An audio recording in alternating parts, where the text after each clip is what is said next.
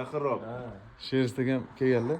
Men endi tarixini gapirib beraman. Bizda paranji bu jamiyatdagi mavqeini ko'rsatib bergan. Masalan, turmushga bu menimcha turmushga chiqqan ayolniki. Keyin uni mavqei, zodagonligi mana ko'ring. Bu keyin har kuni kiyiladigan emas, bayramga, to'ylarga boradiganlar-da mana. Ha, bu Orqasida ko'ramiz, qarang, juda chiroyli. Va bu paranji endi bizda islom olami juda keng-ku, keling.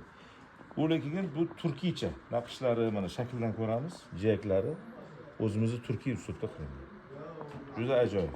Bu badavlat, yaxshi turmushga chiqqan bir ayolniki. Onaxonniki. Sizlarda kelib ko'p tarix bilsa bo'ladi. Mana men bilan ham ko'rinib turibdi. Keyin hududlarga Surxondaryo ranglari bor, Toshkent ranglari bor. Buni hech pul ma'lum juda zo'r ekan, bufet. Hech pul yo'qmi? Ha? Buni 20 million qilib beramiz. Bufet, ha? Ha. Restavratsiya qilib berasizmi yo'qmi? Buni restavratsiya qilsa biza sal buzib qo'yishimiz Lekin mumkin. o'zi yaxshi ekan. Ha. Chunki o'zini holatida yaxshi. Lekin yaxshi. Bu bizga Chorrasiya bilan kirib kelgan. Ha.